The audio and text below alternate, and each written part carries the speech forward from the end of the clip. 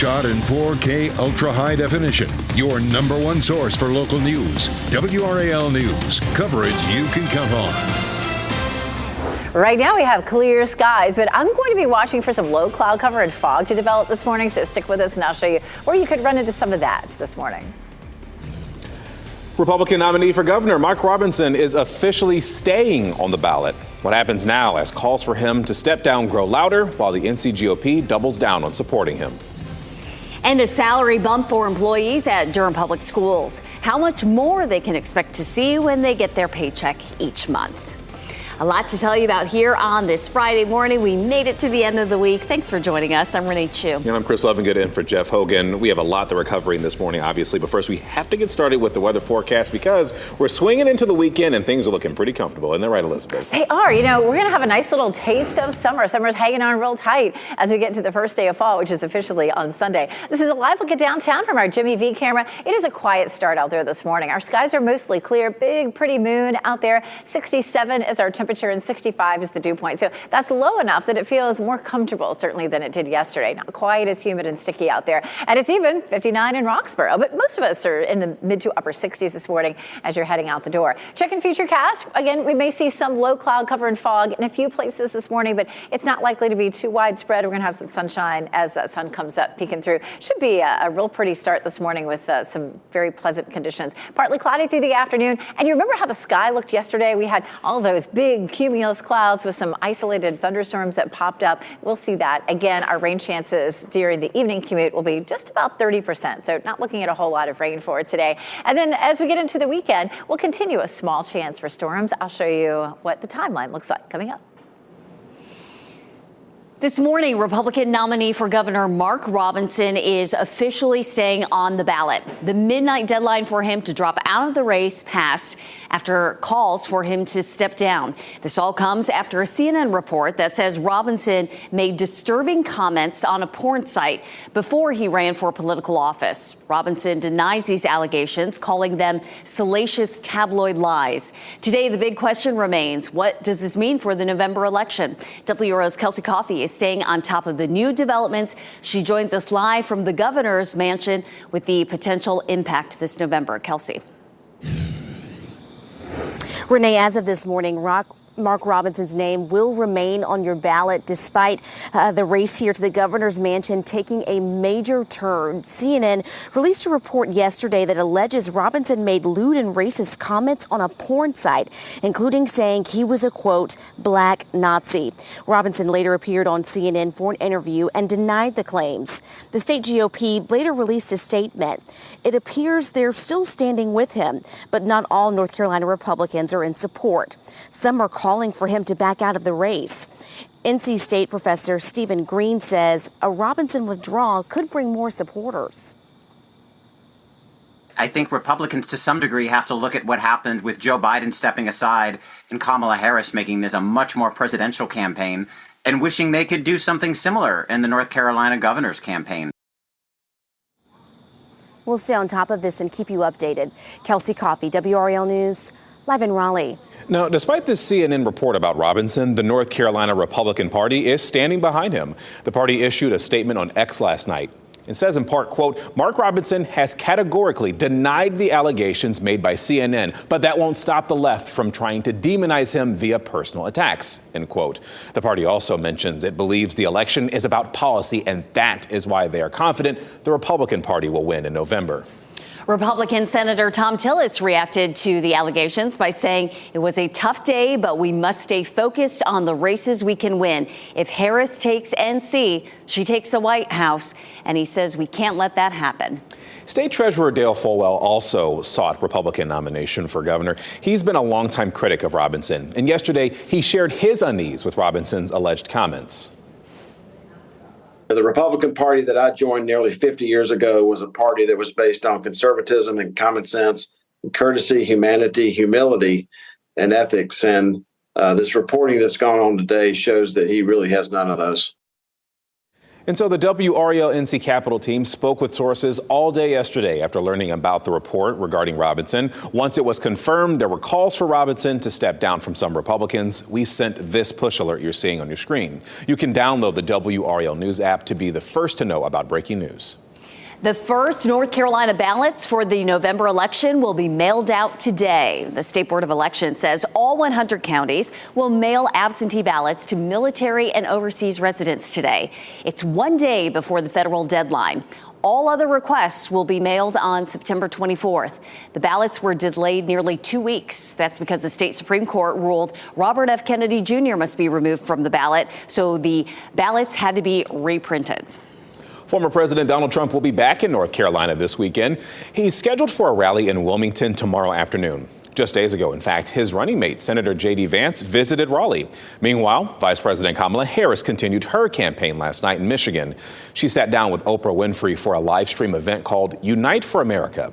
Harris took questions from voters about the cost of living, reproductive rights, and immigration. New this morning, some staff members at Durham schools will now get more money in their monthly paychecks.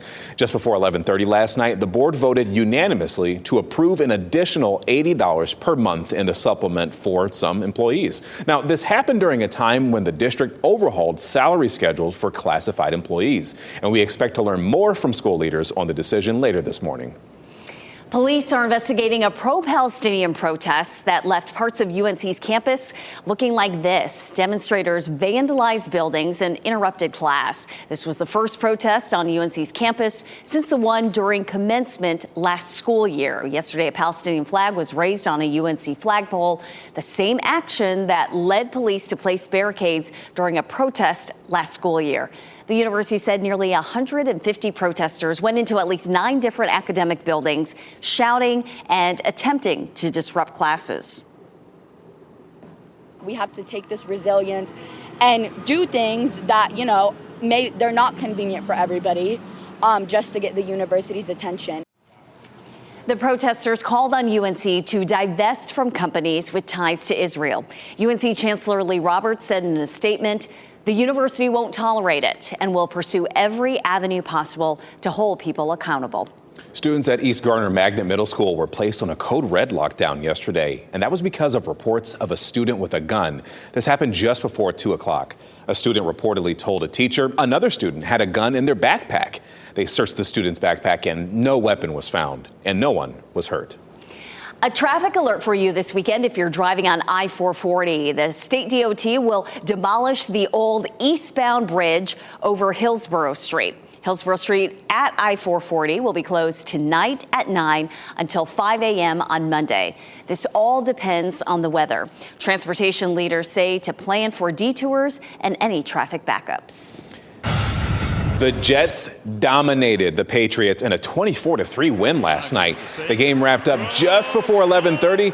Patriots rookie quarterback Drake May made his NFL debut in the fourth quarter of the game, but that just was not enough. There is a full slate of games on WRAL and Fox 50 Sunday. At 1 o'clock on Fox 50, the New Orleans Saints will play the Eagles. Then it's Raven at Cowboys. After that on Fox 50. And then on Sunday Night Football on WRAL, the Kansas City Chiefs take on the Atlanta Falcons on the road. Kickoff is at 8:20. Your time is 4:38 this morning. A warning for parents. The recall of baby powder because of a possible risk of asbestos. And a sheriff in Kentucky has been arrested for the murder of a judge. What investigators believe led to the shooting inside the courthouse. And let's go ahead and get you a live look at Pinehurst this morning. See a little cloud coverage, a little foggy out there on the course. It's going to be a nice weekend as we head into autumn, so that's something to look forward to. Meteorologist Elizabeth Gardner will tell us when temperatures will start to feel like fall. From the WRAL Severe Weather Center, North Carolina's most experienced team of meteorologists. It is 4:42 and waking up to clear skies in a lot of places, but there are going to be some spots where we see some low cloud cover or even a little bit of patchy fog. Temperatures are in the upper 60s for Wilson, Durham, and Fayetteville this morning, and we're just getting a warm afternoon too. This is a look at visibility. We've dropped down to 3/4 of a mile in Fayetteville, so that's a place that we'll be watching this morning. 1/4 mile visibility would be fog, but 3/4 of a mile, definitely some low cloud cover out there. Temperatures mid to upper 60s really across the board. 68 in Tarboro, 66 in Irwin, 69 in South Hill. Running this morning morning. Feels a little muggy, not quite as sticky as yesterday, and we don't have any rain out there right now, so a little easier to get out and do some exercise. It will be warm this afternoon. We're going to talk a little more about what time some thunderstorms could pop up later today. All right, thank you, Elizabeth. A sheriff in Kentucky is facing murder charges because investigators say he shot and killed a district judge in his office. Letcher County Sheriff Mickey Steins is being held in jail this morning. Investigators say they believe Steins shot District Judge Kevin Mullins multiple times after a heated argument yesterday afternoon.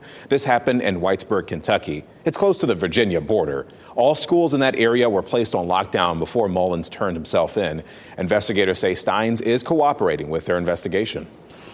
Devastating floods hit northern Italy, forcing people to leave their homes and schools to close. This comes as the storm system is wreaking havoc across central Europe, killing at least 24 people. Italian officials are warning that more than a dozen rivers in the northern part of the country are at risk of flooding. People who live along rivers and canals have been ordered to leave their homes. Train travel across Italy has also been disrupted after flooding closed crucial rail lines near the city of Bologna. Flooding is also devastating parts of Hungary. Officials in Budapest warn water levels of the Danube River are expected to peak in the coming days and could bring the biggest flood of the decade. Emergency workers are working to try and minimize that risk. The pipeline fire in Deer Park, Texas is now out. Investigators say that fire started Monday because an SUV crashed into an above-ground valve. That was part of a liquid natural gas pipeline. Authorities say human remains were recovered yesterday inside that SUV. A criminal investigation is now underway. That fire, it forced the evacuation of hundreds of residents, and they have since been allowed to return home, but many houses and vehicles are damaged. The bipartisan task force investigating the first assassination attempt on former President Donald Trump will meet Thursday, next Thursday, that is. This will be the first meeting for the group of 6 Democrats and 7 Republicans. They say they'll focus on what they call poor coordination among the Secret Service and local law enforcement. The goal is to identify the security failures behind Trump's July 13th rally in Butler, Pennsylvania. During that rally, a gunman shot at Trump and injured him and 2 others. A former fire chief in the crowd was also killed. Parents who use baby powder, you'll want to know about a recall concerning one particular brand. The FDA says Dynarex Corporation has recalled its Dynacare baby powder because of the possible risk of asbestos. The company says 62 cases of 14-ounce plastic bottles with item number 4875 has the potential to be contaminated. The baby powder was delivered to 12 states, including North Carolina, and they were sold on Amazon. The expiration date, December 28th, 2026. You're advised to stop using the product and return it for a full refund. So far, no illnesses have been reported. We are getting a look at the vision for the property of the old Durham Police Headquarters and the surrounding land. Developers shared these renderings with WRAL, if you look right here at your screen. This new project will renovate the current building into a boutique hotel. The land around it will include shopping, lab spaces, an art museum, and 92 affordable housing units. When I look at it, I see an eyesore, just like everybody else in the community right now, see something that they don't see value to it. We see a tremendous amount of value. He says the project is expected to officially start the first phase of construction in 2026. The city of Raleigh is hosting a job fair today and tomorrow. The event runs from 9 to 3 each day, and that will be at the Central Operations Building on Operations Way. The positions range from entry level to experienced operators and supervisors. Red Lobster has sailed its way out of bankruptcy to journey once again onto the waters of Cheddar Bay. The CEO of the restaurant chain made that announcement of exiting Chapter 11 bankruptcy this week. Red Lobster has 545 locations in the United States and Canada. It employs roughly 30,000 workers. Some big changes could be on the way for the North Carolina Courage. A report from Sportico shows the former owner of the Milwaukee Bucks is looking to buy a controlling stake in the team. It's worth about $108 million. That's a 60% stake. No timeline yet on this possible sale. All right, we do want to get you started on your weather forecast for the weekend. You're probably making some plans for it. And I tell you what, this is the weekend definitely you want to get outside. We've got meteorologist Elizabeth Gardner getting you a preview of that. And which day is probably the best day to be outside, Elizabeth? You know, either day really is going to be fine. We have just a very small chance of a thunderstorm each day. It's going to feel like summer. The first day of fall is officially on Sunday, but we're looking at very summer-like conditions for the weekend. We get into early next week, and it should feel a little bit more comfortable. We take a live look at downtown Raleigh right now. This is our Jimmy V camera looking down Fayetteville Street toward Memorial Auditorium. Right now it is 67 degrees with a dew point of 65, so that's not too bad. Not as muggy as it was yesterday, and of course we're not dealing with any rain this morning, but there's enough moisture out there for some low cloud cover and fog to develop. And then we're going to see an afternoon much like we did yesterday. Remember those big cumulus clouds that popped up and you'd run into maybe a shower just here and there? They were really, really small. But look at this. I saw a rainbow yesterday. Did you see a rainbow yesterday? This one taken from out at RDU. Aubrey Bowes sent us that one. Just beautiful. We got a bunch of Weather Watcher photos of rainbows yesterday. Love it. Keep sending those our way. Go to WRAL.com, search Weather Watchers. If you didn't see one yesterday, you might see one today because our pattern will be very similar. We're quiet this morning. Yesterday, we started off with some heavy rain in places, and we're not seeing that today. But we still have enough lingering moisture for a few scattered showers and thunderstorms during the afternoon. And this morning, there may be some pockets of fog or low cloud cover. Generally, this afternoon will be partly cloudy, and you can see just a couple of isolated showers that pop up. It's a 20% chance. Really just not looking at a lot of chance for rain at all. Lunch outside today, not bad. I would call it fair. Maybe a little bit warm and humid. Temperatures close to 80 degrees, but if you can find yourself a spot in the shade, it definitely would be worth being outside. This afternoon, 83 in Raleigh, 82 in Durham, and 85 in Fayetteville. Our muggy meter is going to be a bit up and down through the weekend. We get into early next week, and it should drop off a little bit, but it's going to feel a bit summer-like for us. We take a look at Saturday. Again, a little bit of low cloud cover and fog in the morning, and just a small chance of an afternoon shower or thunderstorm. If you have outdoor plans on Saturday, you should be good. Now, Futurecast showing an overnight band of showers that rolls through, but that's out of here by Sunday morning, and Sunday will look very similar to Saturday and today, where we have just a few isolated pop-up storms. So a very small chance that would be a shower for Football Friday. Our temperatures will likely be in the low 80s and then dropping into the upper 70s during the games. Outdoor plans this weekend, not bad. It's going to be a little bit warm and humid. We're talking about mid 80s, and there's a slight chance of thunderstorms. I would still get out and go, but it's not going to be as perfect as, say, Monday might be when we see sunshine, cooler temperatures, and a little lower humidity. Taking a look at the tropics as we check out next week. We may be watching a system in the Gulf. I'll show you coming up.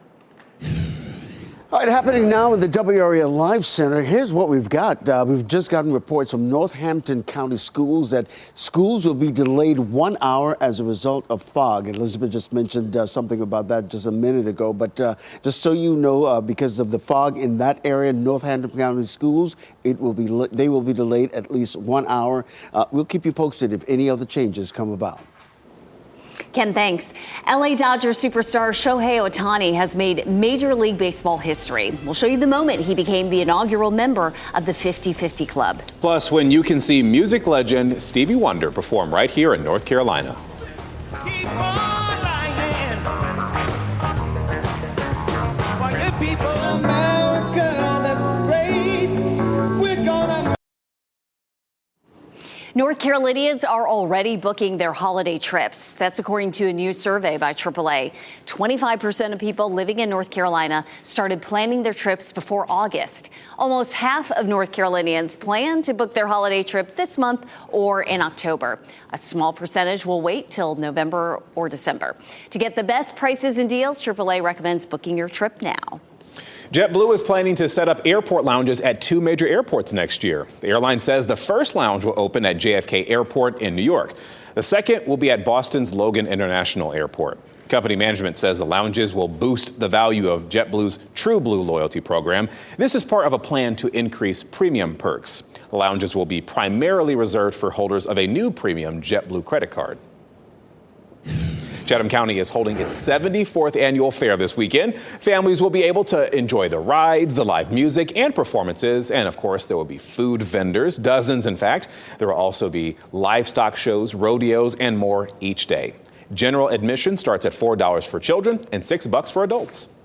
Los Angeles Dodgers superstar Shohei Ohtani has made Major League Baseball history. He became the first player to become a member of the 50-50 club during the Dodgers game against the Miami Marlins yesterday. A 50-50 season consists of 50-plus home runs and 50-plus stolen bases in a single season. Ohtani hit his 50th homer of the season in the top of the 7th inning after stealing his 50th and 51st base earlier in the game. The game was Ohtani's first home run game of his career.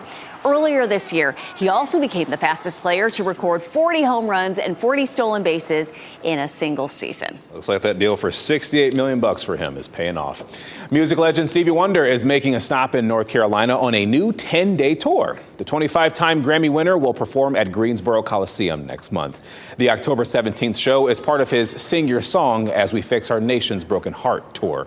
Wonder calls it a celebration of music and a heartfelt call for unity and change. Tickets go on sale today at noon.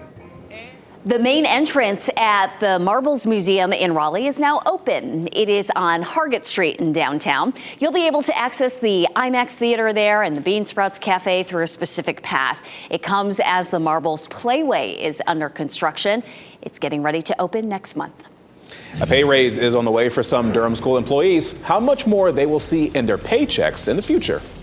Major social media platforms are being accused of stealing and selling your personal information. We'll tell you what kind of details could be pulled from your accounts.